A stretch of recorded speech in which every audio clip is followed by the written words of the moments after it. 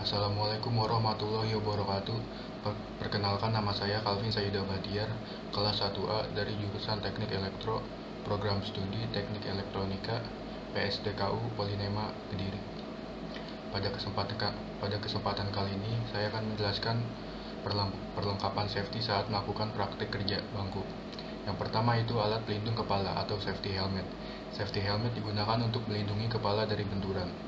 Yang kedua, alat pelindung mata atau safety glasses.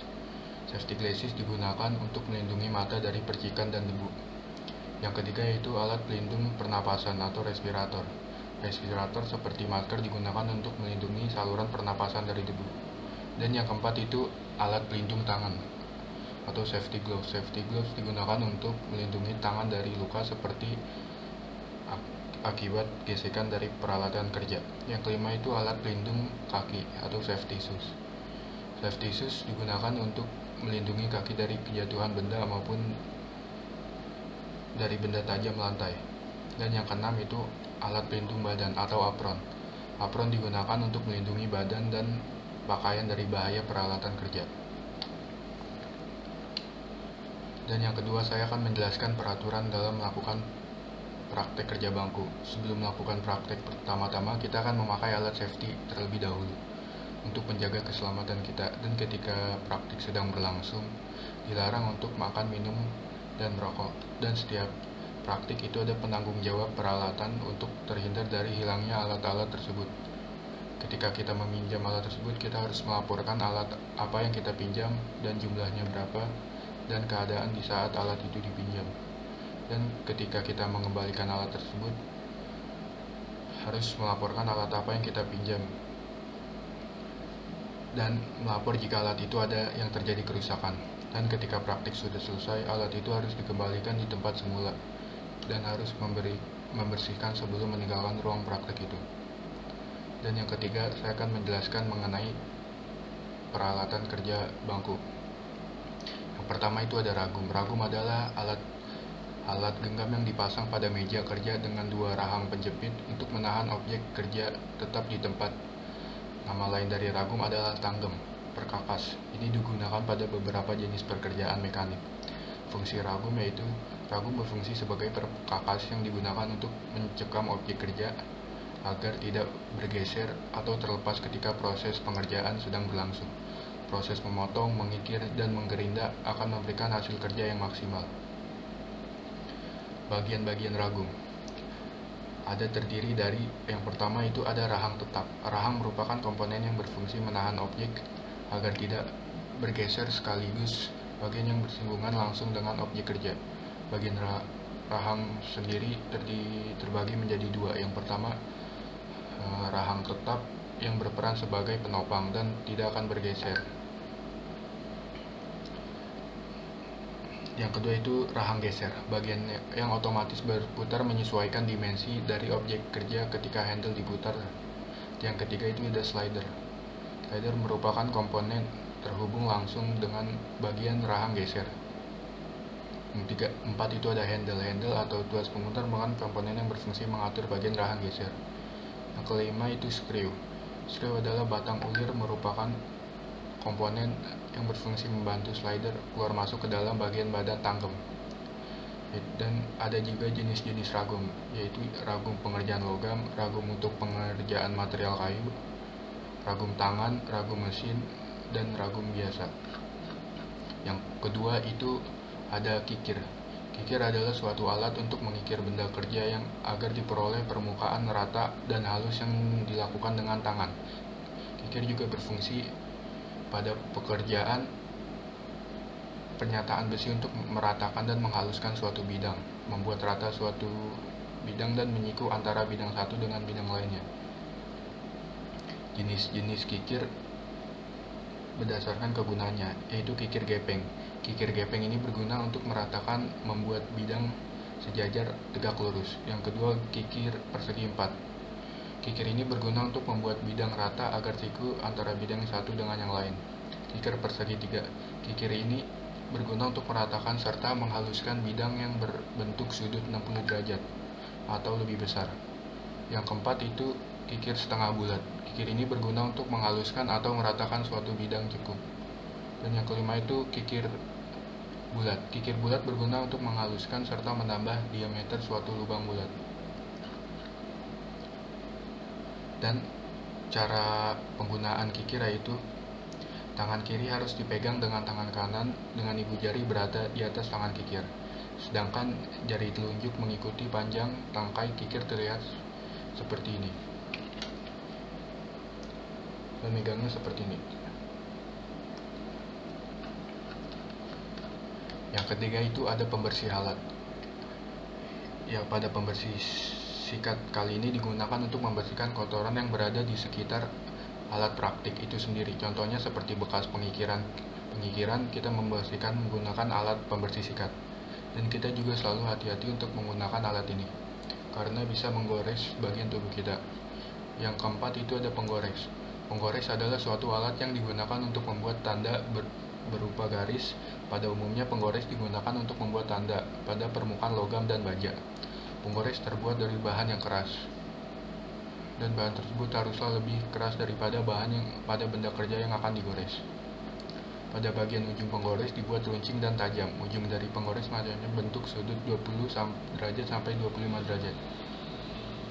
Macam-macam penggores yaitu ada penggores sederhana, penggores dengan salah satu ujungnya bengkok, penggores yang ujungnya dapat diganti-ganti.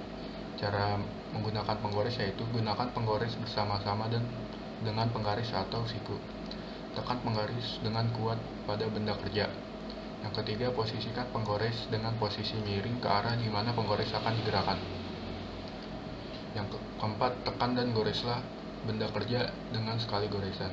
Yang kelima itu ada penitik. Penitik adalah suatu alat yang digunakan untuk membuat tanda berupa titik pusat atau titik garis. Pembuatan titik pusat ini pada umumnya digunakan untuk mempermudah pekerjaan pengeboran. Dengan melakukan penitikan pada benda kerja kanibor, maka mata bor tidak akan meleset atau menggeser dari sasaran. Cara menggunakan penitik yaitu tandai benda kerja yang akan dibuat tanda titik. Tempatkan penitik pada tanda yang sudah dibuat di benda kerja dan pegang penitik dengan menggunakan tangan kiri. Pastikan posisi penitik tegak lurus terhadap benda kerja. Pukul penitik dengan palu dengan pukulan yang ringan, kemudian pastikan apakah tanda titik yang dibuat sudah tepat atau tidak. Contohnya seperti ini. Pegang seperti ini.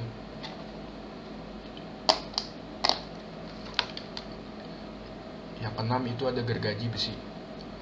Hacksaw atau gergaji besi adalah gergaji yang digunakan untuk memotong benda dengan material berbahan logam. Kebanyakan jenis logam yang dipotong oleh gergaji hacksaw ini berbahan besi. Karena itu dinamakan gergaji. Yang cara menggunakannya itu pilihlah mata gergaji yang akan mau digunakan. Yang kedua, tandai material yang hendak dipotong. Dan ketiga, atur posisi dengan baik. Dan yang keempat, pemotongan. Dan yang alat yang ketujuh itu alat ukur.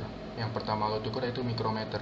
Mikrometer merupakan sebuah alat ukur yang bisa mengukur benda dengan ketelitian sampai 0,01 mm.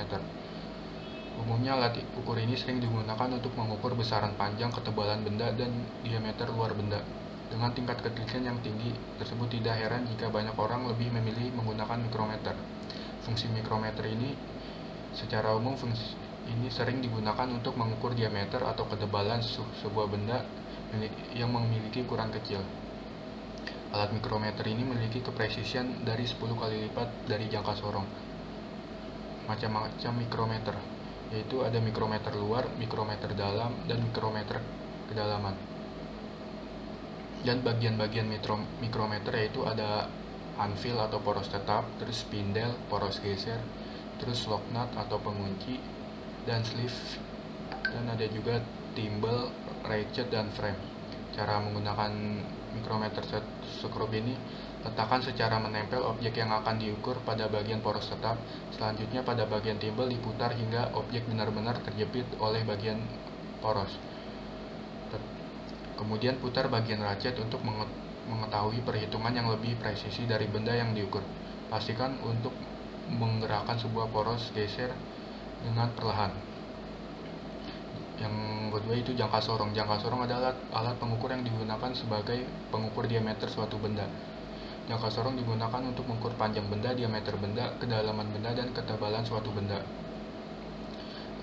Adapun tingkat keakuratan dan ketelitian jangka sorong adalah 0,1 mm. Fungsi jangka sorong adalah untuk mengukur panjang suatu benda dengan ketelitian 0,1 mm, rahang tetap dan rahang geser atas untuk mengukur diameter benda yang sangat kecil, misalnya cincin, pipa, tangkai, ukur di bagian bawah untuk mengukur kedalaman, misalnya kedalaman tabung, lubang kecil. Macam-macam jangka sorong, jangka sorong analog, jangka sorong digital, jangka sorong arloji. Dan cara membaca jangka sorong yaitu siapkan objek yang akan diukur diameternya, contohnya kelereng atau koin. Buka rahang geser jangka sorong ke sebelah kanan agar lebih mudah memasukkan benda yang akan diukur.